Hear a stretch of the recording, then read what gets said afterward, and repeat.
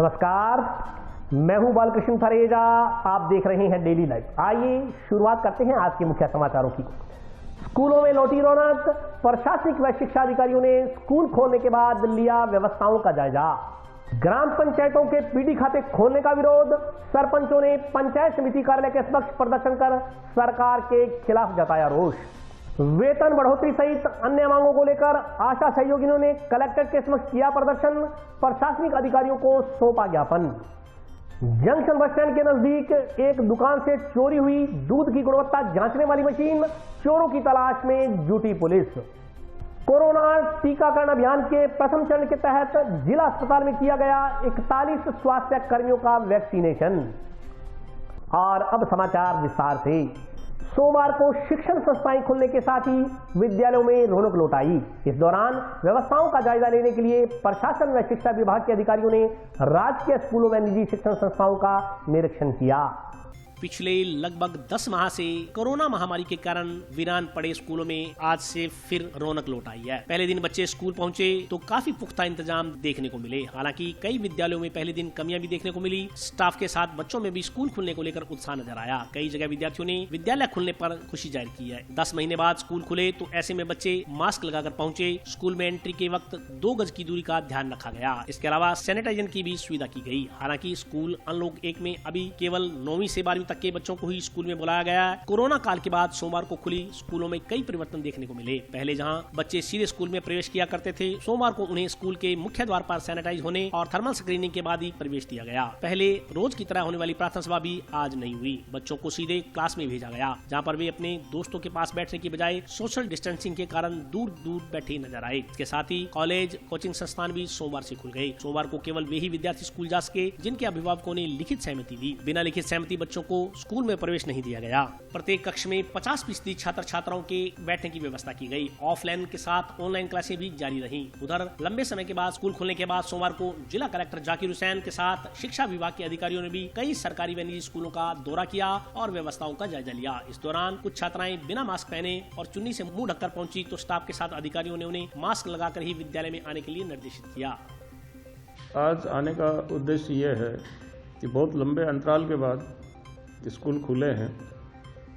9 महीने 27 दिन के बाद स्कूल खुले हैं और राज्य सरकार के निर्देश के अनुसार और इस कोविड महामारी के चलते जो दिशा निर्देश राज्य सरकार के द्वारा दिए गए हैं उनकी पालना हो रही है या नहीं हो रही है और सामान्य व्यवस्थाएं कैसी हैं, ये देखने के लिए हम लोग स्कूल में आए हैं। स्कूल में 9th से लेकर 12th तक की जो क्लासेज चल रही हैं इसमें 116 बच्चे एनरोल्ड हैं और उसमें से 64 स्कूल में आए हैं और सामाजिक दूरी, सैनिटाइजर की व्यवस्था, मास्क वगैरह सभी कुछ बच्चों ने और टीचर्स ने इस्तेमाल किया हुआ है और सैनिटाइजर और थर्मल स्कैनर सभी चीज़ों की व्यवस्था अच्छी है। ये सब चीज़ देखने के लिए हम लोग आए हैं कि राज्य सरकार के निर्देशों की पालना हो रही है नहीं हो रही है और बच्चों का मनोबल बढ़ाने के लिए हम लोग बात करने के लिए यहाँ पे आए हैं। बच्चों से ये पूछा गया कि उनको कैसा लग रहा है तो वो सभी एक स्वर में ये कह रहे थे कि हमें बहुत अच्छा लग रहा है स्कूल आके और वो तन्मयता के साथ पढ़ाई में लगे हुए थे। मैं सभी से ये कहना चाहूँगा कि बच्चे मन लगा के पढ़ाई करें। सभी टीचर्स और सभी शाला प्रधान जो कोरोना गाइडलाइंस हैं उनका पालन करते हुए और बच्चों को अध्ययन अध्यापन करवाएं। आज जो है लगभग 9 माह के बाद शिक्षा विभाग के सभी सरकारी और निजी विद्यालय कक्षा 9 से 12 तक के खोल दिए गए हैं। राज्य सरकार के द्वारा जो गाइडलाइन जारी की गई है SOP, उसके तहत आज सभी जिले के प्रशासनिक अधिकारी और शिक्षा विभाग के अधिकारी निरीक्षण करने जा रहे हैं फील्ड में। इसी कड़ी में आज माननीय जिला कलेक्टर महोदय ने राजकीय उच्च माध्यमिक विद्यालय चक ज्वाला सिंह वाला का औचक निरीक्षण किया।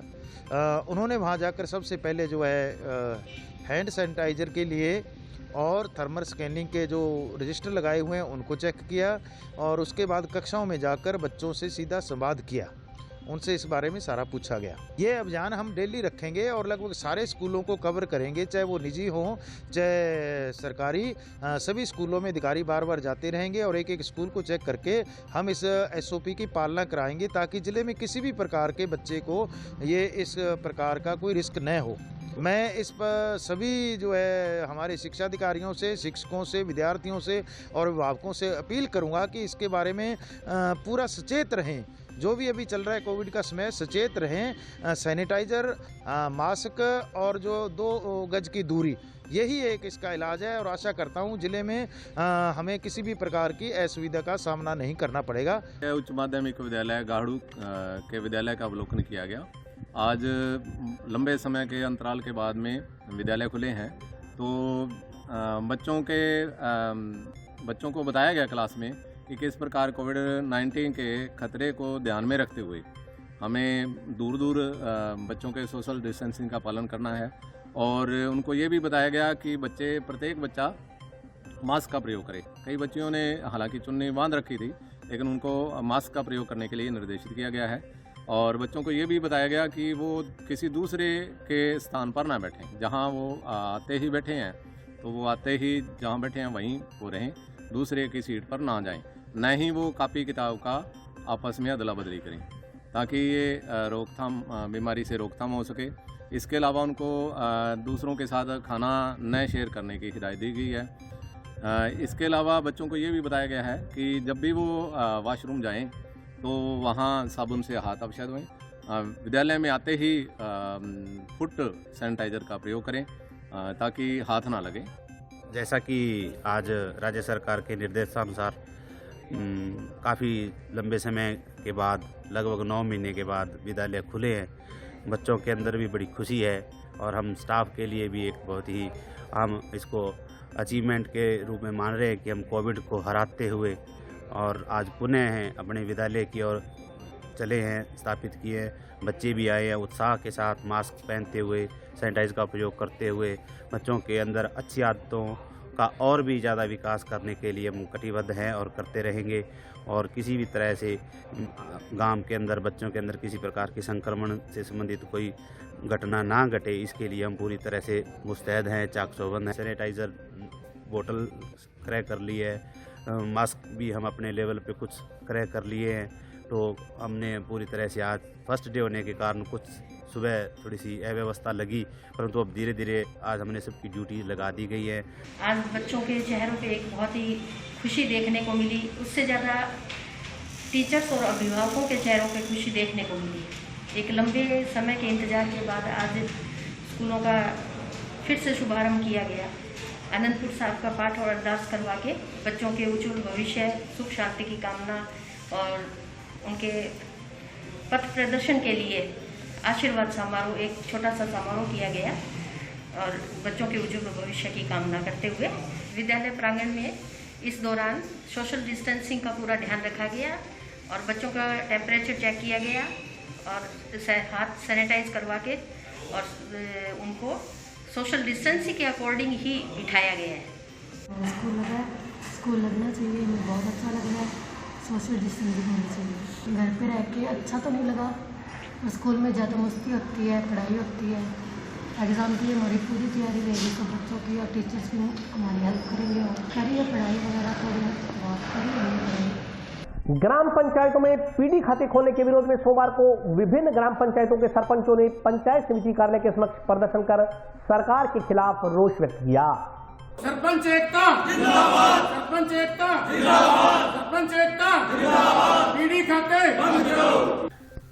टाउन स्थित पंचायत समिति कार्यालय में सोमवार को विभिन्न ग्राम पंचायतों के सरपंचों ने सरकार द्वारा खोले जा रहे पीडी खातों का विरोध जताते हुए प्रदर्शन किया। ग्राम पंचायत प्रतिनिधियों ने बताया कि सरकार द्वारा पंचायती राज जैसे बड़े विभाग से सरपंच प्रतिनिधियों की मध्यस्थता को समाप्त कर पीडी खाते खुलवाए जा रहे हैं, जो एक तरह से ग्राम पंचायत में अलग से वित्त विभाग बनाने जैसा है। सरपंचों ने बताया कि पीडी खाते खुलने से सरपंच प्रतिनिधियों द्वारा गाँव के विकास कार्य करवाना कठिन हो जाएगा, ऐसे में गाँव का विकास रुक जाता है। पीडी खातों के विरोध में 21 जनवरी को प्रदेश व्यापी आह्वान पर सभी ग्राम पंचायतों के सरपंच अपनी ग्राम पंचायत की तालाबंदी कर सरकार के खिलाफ रोष व्यक्त करेंगे। इसके बावजूद भी यदि सरकार पीडी खाता खोलने के आदेश वापस नहीं लेती तो आंदोलन को तेज किया जाएगा। तो सभी सरपंच 21 तारीख को तो अपने शाखाएं बंद करना ही है। 22 तारीख को मैं निवेदन करूंगा कि सारे अपने अपनी पंचायतों की चाबियां लाए साथ में और सारे अधिकारियों प्रधान जी के सामने अपने प्रधान जी भी टेबल पर रखेंगे, ताकि उसका बड़ा असर जाएगा ऊपर तक। बिल्कुल जाएगा, ठीक है ना। उच्च अधिकारी बैठेंगे, चाबियां लाए अपनी पंचायत की और सारे प्रधान जी की टेबल पर रख देंगे, ये संभालो काम। और पंचायत तुम देखो तुम्हारे काम देखो। सरकार जो ये पीडी खाते खोल रही है, हम सभी सरपंच हनुमानगढ़ पंचायत समिति आज इकट्ठे होके एक मीटिंग की है और 21 तारीख को हमने सभी ने एक होकर ये निर्णय लिया है कि 21 तारीख को अपनी अपनी ग्राम पंचायतों को तालाबंदी करके पंचायत समिति का घेराव करेंगे, क्योंकि सरकार जो ये पीढ़ी खाते खोल रही है, ये सरपंचों की पावर छीन रही है और विकास को, जो गांव के अंदर विकास हो रहा है उनको घटा रही है। सरपंचों के पास एक ही तो पावर है और वही सरकार छीन रही है। तो हम इनकी कड़ी शब्दों में निंदा करते हैं और प्रयास करेंगे कि एकजुट होकर सरकार के खिलाफ पीढ़ी खाते जो खो रही है उनका विरोध करेंगे। वेतन बढ़ोतरी सहित अन्य मांगों को लेकर आशा सहयोगिनियों ने सोमवार को कलेक्ट्रेट के समक्ष प्रदर्शन कर प्रशासनिक अधिकारियों को ज्ञापन सौंपा।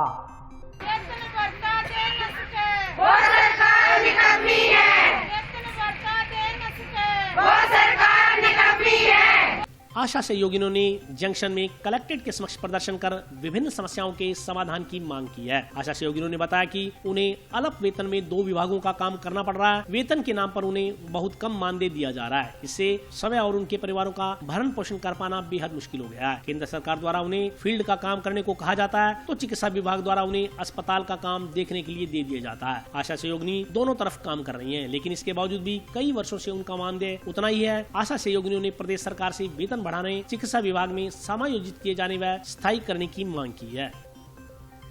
एक ऐसी पीढ़ी है कि उनको 2 भागों में खींचते हैं, केंद्रीय सरकार भी खींचती है और राज्य सरकार भी खींचती है। तो हमारी ये मांग एक ऐसी है कि मुझे एक ही विभाग में जोड़ा जाए, क्योंकि हम हॉस्पिटल वाले तो बोलते हैं कि हॉस्पिटल का काम करो और केंद्र सरकार वाले बोलते हैं कि फील्ड का काम करो। तो हम फील्ड में जाएं या हॉस्पिटल का काम करें, इसलिए हमारी एक ही मांग है कि मुझे एक ही विभाग में जोड़ा जाए। और मानगढ़ के मन ये है, मेरी बहना बुलाई है, पूरा थोड़ा सा संगठन कमजोर है। आज भी ये भीड़ देखता बहुत ज्यादा मजबूत हो गया है और सरकार है ना जिसकी आंखें खोल के देख ले, आंख ना नीचे रखे। और अगर हमारी मांग 2-4 दिन में पूरी नहीं करी तो 29 तारीख की विधानसभा के आगे गिराव लगाऊंगी। और इनकी तरफ है ना अपनी यूनियन एकदम मजबूत बना रखी है और सरकार की जवाब यही है कि सरकार जल्दी से जल्दी हमारी मांग पूरी करे। ये मांग हमारी 2 ही है, एक तो केंद्र की सूची में हमारा नाम जोड़े, न्यूनतम मजदूरी 18,000 दे और गवर्नमेंट का कर्मचारी बनाए। कोरोना टीकाकरण अभियान के तहत चल रहे प्रथम चरण के तहत सोमवार को टाउन स्थित जिला अस्पताल में 41 स्वास्थ्य कर्मियों का वैक्सीनेशन किया गया। सोमवार को जिले के 5 चिकित्सा केंद्रों पर कोविड-19 वैक्सीनेशन का कार्य किया गया। टाउन स्थित जिला अस्पताल में करीब 41 स्वास्थ्य कर्मियों को कोरोना से बचाव के टीके लगाए गए। स्वास्थ्य कर्मियों ने बताया कि वैक्सीनेशन के प्रथम दिन चिकित्सा अधिकारियों से टीकाकरण की शुरुआत की गई थी। वैक्सीन पूरी तरह से सुरक्षित है, इसके लिए आमजन में विश्वास बनाने के लिए प्रथम चरण में चिकित्सा कर्मियों को वैक्सीन लगाई जा रही है। टीकाकरण के सफल परीक्षण के लिए पूर्व में ड्राई रन किया गया था, इसके बाद अब वास्तविक टीकाकरण किया जा रहा है। टीकाकरण 4 चरणों में किया जाएगा। प्रथम चरण में स्वास्थ्य कर्मी, दूसरे चरण में फ्रंटलाइन वॉरियर्स व राजकीय सेवा में कार्यरत अन्य कर्मी, तृतीय चरण में वृद्ध जनों सहित बीमारियों से ग्रस्त लोगों को तथा चौथे चरण में आमजन को कोरोना से बचाव का टीका लगाया जाएगा। उल्लेखनीय है कि सोमवार को जिला चिकित्सालय सहित Sangaria CHC, Dholipal CHC, Goluwala CHC व रावसर CHC में 100 स्वास्थ्य कर्मियों का वैक्सीनेशन करने का लक्ष्य निर्धारित किया गया था। काफी लोग आ गए, 41 के लग गए, 100 बेनिफिशियरी थे जिनमें 41 के लग चुके हैं, अभी और आने वाले हैं। और सैटरडे को हुआ था फर्स्ट इसका, जिसमें 100 की लिस्ट थी, जिसमें 56 लग चुके हैं। नेक्स्ट कल 19 तारीख को और फिर 20 को भी लगेगा 9 AM से 5 PM तक। जंक्शन बस स्टैंड के पास मौजूद एक दुकान से बीती रात लाखों रुपए की कीमत वाली एक मशीन चोरी हो गई। जंक्शन पुलिस चोरों की तलाश में जुटी है। जंक्शन में बस स्टैंड के नजदीक स्थित एक दुकान से रविवार रात्रि को दूध की गुणवत्ता जांचने वाली लाखों रुपए की कीमत की मशीन चोरी हो गई। सुबह दुकानदार पहुंचा तो शटर के तारे टूटे देख चोरी का पता चला। दुकान से करीब 5 लाख रुपए कीमत के इलेक्ट्रॉनिक उपकरण चोरी होने के संदर्भ में अज्ञात चोरों के खिलाफ मामला दर्ज करने के लिए परिवार सौंपा गया है। जानकारी के अनुसार जंक्शन में बस स्टैंड के सामने मान मार्केट में धवन एंटरप्राइजेज के नाम से संचालित दुकान के संचालक ने बताया कि वह दूध डेयरी से संबंधित इलेक्ट्रॉनिक उपकरण विक्रय करता है। दूध की गुणवत्ता जांचने वाली मशीन की रिपेयरिंग संबंधित संबंधित इलेक्ट्रॉनिक उपकरण विक्रय करता है। दूध की गुणवत्ता जांचने वाली मशीन की रिपेयरिंग का कार्य भी करता है। वह रविवार रात दुकान बंद कर घर चला गया। इसके बाद अज्ञात लोगों ने शटर के ताले तोड़ दुकान में प्रवेश किया। दुकान से दूध की फैट व गुणवत्ता जांचने वाली लैक्टोस्कैन सहित कुल 20 मशीनें चोरी कर ली गई। चोरी हुई मशीनों की कीमत करीब 4.5 से 5 लाख रुपए है। सोमवार सुबह चोरी का पता चलने पर आसपास लगे सीसीटीवी कैमरे की फुटेज देखी तो उसमें रविवार रात करीब 10 सवा 10 बजे एक बाइक पर 3 जने दुकान पर आते नजर आए। तीनों ने कंबल ओढ़ रखे थे। वारदात को अंजाम देने के बाद तीनों बाइक पर ही निकल गए। दुकान संचालक ने बताया कि दुकान संचालक ने इस संदर्भ में मामला दर्ज करने के लिए जंक्शन थाना में परिवाद दिया है। हो गया मशीनों का, ऐसी मशीनें थी फैट वाली के साथ ये चोरी हुई है 6 मशीन और 14 मशीन वैसी थी लैक्टोस्कैन, वो चोरी हुई है। इनकी ना पीसीबियाँ थी वो चोरी हुई है। लगभग 4.5-5 लाख रुपए का नुकसान हो गया। तो कितना 10 सवा 10 के बीच की मतलब घटना हो रही है। तो बंदों की ना मतलब लोकेशन आ रही है हल्का फुल्का, तो कंबल वगैरह उड़ा हुआ है। सर ना काफी मतलब दूर से आ रही है लोकेशन उनकी। 3 आदमी बता लग रहे हैं। अखिल भारतीय जनवादी महिला समिति ने राष्ट्रपति के नाम का एक ज्ञापन अतिरिक्त जिला कलेक्टर को देकर कृषि कानूनों को वापस लेने की मांग की है। महिला समिति जिंदाबाद जिंदाबाद जिंदाबाद, महिला समिति जिंदाबाद जिंदाबाद जिंदाबाद, हम भारत की नारी हैं।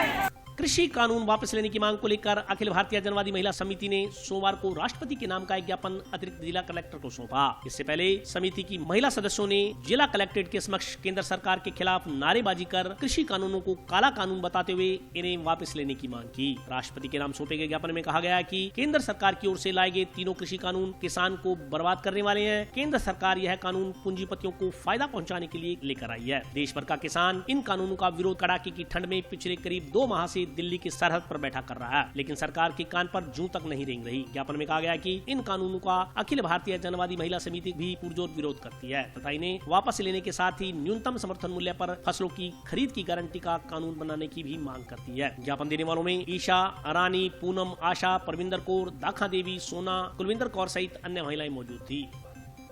महिला समिति आई है, समर्थन दिया किसान आंदोलन में। ये 3 कृषि कानून तीनों वापस होना चाहिए। किसाना वास्ते जगह 3 काला कानून ले गया ये सरकार ने वापस लेना चाहिए, किसाना की माननी चाहिए। आज हमारे महिला समिति को इन वास्ते प्रोग्राम में ज्ञापन देना यहाँ कलेक्टर में मांगा है कि मानी जाए। और अभी वक्त ब्रेक का, हाजिर होता हूँ छोटे से ब्रेक के बाद।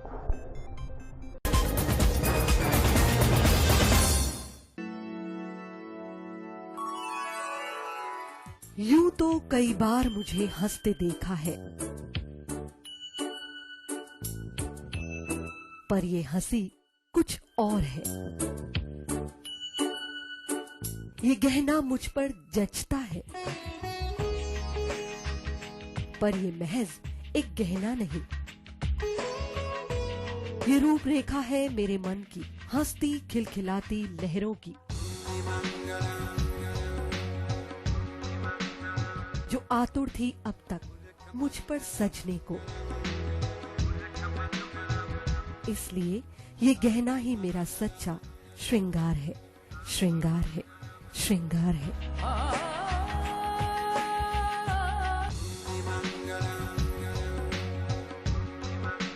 जिंदगी नू हेलो हरदम, जिंदगी नू हेलो हरदम, बदले दुनिया बदला नजरिया, है तैयार हम तैयार हम तैयार हम तैयार हम तैयार हम तैयार हम तैयार हम तैयार, है तैयार हम लग गई नजरिया, कारी सी नजरिया, थम गए थे हम, चल पड़े हैं हम, तैयार हम, पानियों के धारों से, रास्ते पहाड़ों से, है तैयार हम, है तैयार हम, ओ सुन यार हम, है तैयार हम, तैयार हम, है तैयार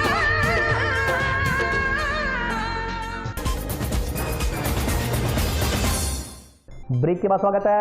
आइए नजर डालते हैं अगले समाचारों पर। अपनी नाबालिग बेटी की बरामदगी की मांग को लेकर गांव मक्कासर निवासी एक व्यक्ति ने पुलिस अधीक्षक को ज्ञापन सौंपा। गांव मक्कासर के एक व्यक्ति ने पुलिस अधीक्षक को ज्ञापन देकर नाबालिगा की बरामदगी करवाने की मांग की है। गांव मक्कासर के रहने वाले राम कुमार नामक व्यक्ति ने बताया कि 14 दिसंबर को उसने जंक्शन थाना में अपनी बेटी की गुमशुद की रिपोर्ट दर्ज करवाई थी। गांव का ही निवासी एक व्यक्ति उसकी नाबालिग बेटी को बहला फुसला कर ले गया, लेकिन काफी समय बीत जाने के बावजूद भी आरोपी के खिलाफ कोई कार्रवाई नहीं हुई है। उक्त व्यक्ति ने पुलिस अधीक्षक को ज्ञापन देकर अपनी नाबालिग बेटी की बरामदगी शीघ्र अतिशीघ्र करवाने की मांग की है। गांव मक्कासर के ग्रामीणों ने उक्त मामले में शीघ्र कार्रवाई नहीं होने पर आंदोलन करने की चेतावनी दी है। मेरी बच्ची वास्ते 2.5 महीना अपने घरों निकलेड़ी है साहब, तो भी वास्ते मैं एसडी साहब मिलूँ भी मेरी थाना में सुनवाई होने लग रही, जल्दी मान लो छानबीन करके भी बच्ची मैंने मिली है। हम FIR संख्या 746/2020 में आज हम दोबारा SB साहिबान से हम मिले हैं और SB साहिबान ने ये कहा है कि जल्द ही हम इस FIR को मतलब जो भी दोषी है उसके खिलाफ कार्रवाई करेंगे और दोषियों को गिरफ्तार करने की मांग की है हमने। अगर पुलिस का रवैया यही बना रहा तो निश्चित ही यह आंदोलन आगे बढ़ेगा, चाहे हमें वहाँ पे धरना लगाना पड़े, चाहे हमें वहाँ थाने का घेराव करना पड़े। मामला ये FIR संख्या 746 के अंदर नाबालिग लड़की को एक घर से उठा के ले गया व्यक्ति, उसके खिलाफ पुलिस कार्रवाई नहीं कर रही है। कम से कम 2-2.5 महीने हो गए, उसके बावजूद भी पुलिस चुप है। श्री गुरु गोविंद सिंह जी के प्रकाश उत्सव के उपलक्ष्य में सोमवार को श्रद्धालुओं द्वारा जंक्शन की सुरेशिया कॉलोनी में नगर कीर्तन निकाला गया। सिखों के 10वें गुरु श्री गुरु गोविंद सिंह जी के प्रकाश उत्सव के उपलक्ष्य में सोमवार को जंक्शन की सुरेशिया कॉलोनी में नगर कीर्तन निकाला गया। नगर कीर्तन शहर के मुख्य मार्गों से होता हुआ गुरुद्वारा कलगीधर साहिब में जाकर संपन्न हुआ। इस दौरान श्रद्धालुओं ने पैदल नगर कीर्तन निकालते हुए गुरु का प्रकाश पर्व मनाया। गुरुद्वारा प्रबंधन ने बताया कि श्री गुरु गोविंद सिंह जी के प्रकाश उत्सव के उपलक्ष्य में गुरुद्वारा साहिब में श्री अखंड पाठ साहिब के प्रकाश करवाए गए। 20 जनवरी को अखंड पाठ साहिब के भोग डाले जाएंगे। इस अवसर पर श्रद्धालुओं को लंगर का वितरण भी किया गया। ਅੱਜ ਸਾਡਾ ਸੁਰੇਸ਼ੀਆ ਗੁਰੂ ਕਲਗੀਧਰ ਸੁਰੇਸ਼ੀਆ ਦੇ ਵਿੱਚੋਂ ਗੁਰੂ ਘਰ ਚੋਂ ਨਗਰ ਕੀਰਤਨ ਜੋ ਕਿ ਪੈਦਲ ਨਗਰ ਕੀਰਤਨ ਸਾਰੇ ਸੰਗਤਾਂ ਦੇ ਸਹਿਯੋਗ ਨਾਲ ਚੱਲਿਆ, ਜਿਹੜਾ ਕਿ ਸੁਰੇਸ਼ੀਆ ਦੀਆਂ ਗਲੀਆਂ 'ਚੋਂ ਹੁੰਦਾ ਹੋਇਆ ਸੈਕਟਰ ਨੰਬਰ 6 ਚੂਨਾ ਫਾਟਕ ਤੋਂ ਹੁੰਦਾ ਹੋਇਆ वापस हनुमान सुरेशिया गुरु कलगीधर सुरेशिया गुरुद्वारा साहब पहुँचांगे, जिहदे च सारी संगतां नूं बहुत बहुत लख बधाई। 18 अज दे दिन गुरु घर दे विच अखंड पाठ भी प्रकाश किए गए ने, जिन्हां दा कि 20 तरीक नूं भोग पऊगा ते गुरु का लंगर अटुट वरतूगा। सारियां संगतां नूं अपील कि वध तो वध दर्शन देने की कृपालता करन, नाले सेवा करके अपना जन्म सफला करन। 2 गुटों में विभाजित सरपंच एसोसिएशन की नई कार्यकारिणी सोमवार को गठित की गई। इस मौके पर एसोसिएशन सदस्यों ने 9 मनोनीत पदाधिकारियों का माल्यार्पण कर अभिनंदन किया। 2 गुटों में बटी सरपंच एसोसिएशन सोमवार को आपसी सहमति से एक हो गई। इस मौके पर सरपंच एसोसिएशन की नए कार्यकारिणी का गठन किया गया। सर्वसम्मति से रामेश्वर लाल को अध्यक्ष तथा वारिस अली को उपाध्यक्ष नियुक्त किया गया। इसी प्रकार संदीप सिंह सिद्धू को कोषाध्यक्ष तथा रोहित स्वामी को महासचिव, इकबाल खान को सचिव, नवनीत कौर संधू को संगठन मंत्री व महावीर मूड को संरक्षक मनोनीत किया गया। सरपंच एसोसिएशन के सदस्यों ने बताया कि पूर्व में विचारों की भिन्नता के चलते सरपंच एसोसिएशन 2 गुटों में बंट गई थी। आज आपसी सहमति से दूसरे गुट के पदाधिकारियों व सदस्यों की रजामंदी से नई कार्यकारिणी घोषित की गई। इस मौके पर सरपंच एसोसिएशन के सदस्यों ने नवनियुक्त पदाधिकारियों का माल्यार्पण कर अभिनंदन किया। मेरे को हमारी हनुमानगढ़ पंचायत समिति में पुनः दोबारा अध्यक्ष चुना गया है। पहले अध्यक्ष 2 बने थे, हमें आपस में कोई हमारे भाइयों में बैठ के मनमुटाव हो गया था और देवेंद्र भाई ने आज सहमति दे दी। कहता मैं किसी काम से मैं ज़्यादा व्यस्त रहता हूँ, मेरे काम से मैं ये पद नहीं संभाल सकता, तो रामेश्वर लाल को ही अध्यक्ष बनाया जाए। तो सबने सर्वसम्मति से पंचायत समिति के सरपंच साहिबान ने मेरे को अध्यक्ष चुना है। मैं सभी का तहे दिल से बड़ा शुक्रगुजार हूँ और इनकी मेरी पंचायत समिति में जितनी भी सरपंचों को कोई भी समस्या होगी उस समस्या को जोर शोर से मेरी कार्यकारिणी को साथ लेके उठाऊंगा और जहाँ भी सरपंच साहब कहेंगे मैं आधी रात को इनके साथ कंधे से कंधा मिला के तैयार रहूँगा। और जो भी आज हनुमानगढ़ पंचायत समिति में भ्रष्टाचार की वीडियो से लेकर नीचे ग्राम कर्मचारियों तक भ्रष्टाचार फैल रहा है, इसको भी हम खत्म करेंगे सारे सरपंचों को साथ लेके। पंचायत समिति में सरपंचों की यूनियन का एक तरह से पुनर्गठन किया गया है। पुनर्गठन में विशेष तौर से पहले हमने गठन किया था, पर उस समय थोड़ा आपस में डिस्ट्रीब्यूट सा हो गया, इसलिए दोबारा हमने इसका गठन किया है सबकी सहमति से। पहले जो आपस में किसी के मनमुटाव था उनसे भी सहमति लेकर के पुनः हमने पंचायत समिति में सरपंच यूनियन का गठन किया है। इसमें रामेश्वर लाल को अध्यक्ष बनाया गया है, वारिस अली को उपाध्यक्ष बनाया गया है, संदीप सिंह संधू को सेजूपुरा को कोषाध्यक्ष बनाया गया है।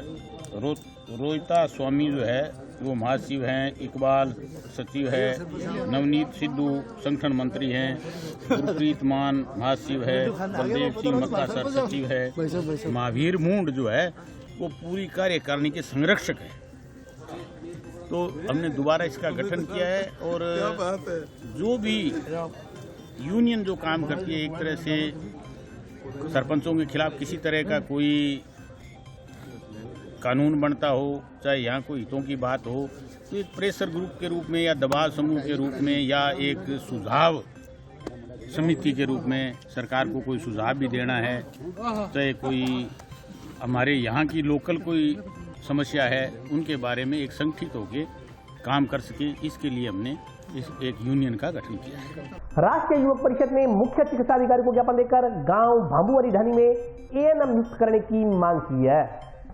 राष्ट्रीय युवक परिषद पदाधिकारियों ने सोमवार को मुख्य चिकित्सा एवं स्वास्थ्य अधिकारी को ज्ञापन देकर ग्राम पंचायत भांबुआरी ढानी में एएनएम नियोजित करने की मांग की। ज्ञापन में कहा गया कि ग्राम पंचायत भांबुआरी ढानी में पहले एएनएम की नियुक्ति थी, इससे ग्रामीणों की स्वास्थ्य संबंधी छोटी मोटी बीमारियों का इलाज वहीं गाँव में ही हो जाता था। पिछले काफी लंबे समय से एएनएम गाँव में नहीं आ रही, इसके कारण गाँव वासियों को काफी परेशानियां झेलनी पड़ रही है। ज्ञापन में ग्राम पंचायत भांबुआरी ढानी में एएनएम नियोजित करने की मांग की गई है। ज्ञापन देने वालों में जिलाध्यक्ष प्रवीण जैन, कलीम खान, राकेश कसवा, करण जानी, भागीरथ कालवा, अनिल सुतार सहित अन्य लोग शामिल थे।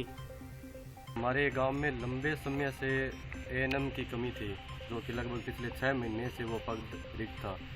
तो हमारे जिला अध्यक्ष प्रवीण जी जैन की देखरेख में हम CMHO साहब को ये ज्ञापन देने आए थे कि हमारे गांव में जल्दी से जल्दी इस पोस्ट को मतलब पूरा किया जाए, ताकि गांव के लोग, हर आदमी पूरा नहीं आता मतलब हनुमानगढ़ जाने के लिए, तो गांव में ये सुविधा होने पर जल्दी से मतलब उपलब्ध हो जाएगी। हमारी अभी भांबुआरी ढानी में कारखानी डिक्लेयर हुई थी, तो भांबुआरी ढानी ने एक ऐसी समस्या बताई जो बहुत जायज़ थी। भांबुआरी ढानी के अंदर जो हॉस्पिटल में एएनएम होती है वहाँ भी पोस्ट खाली पड़ी हुई है कितने समय से।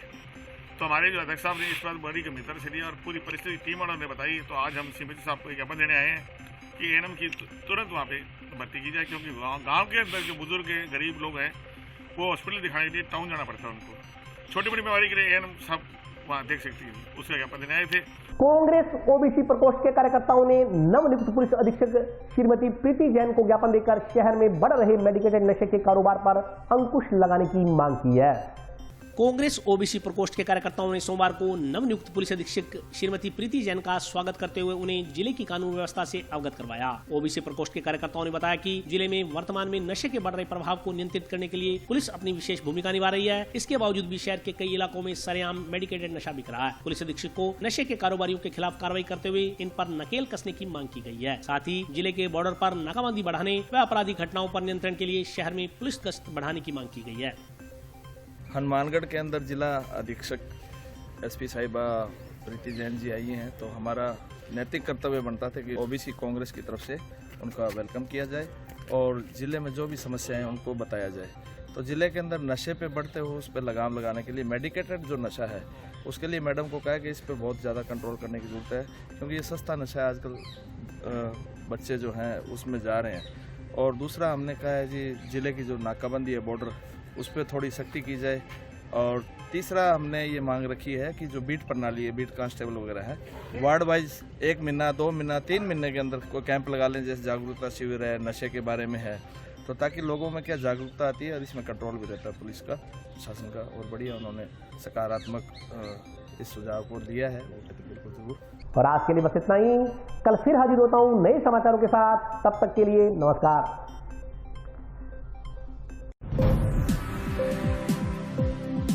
है।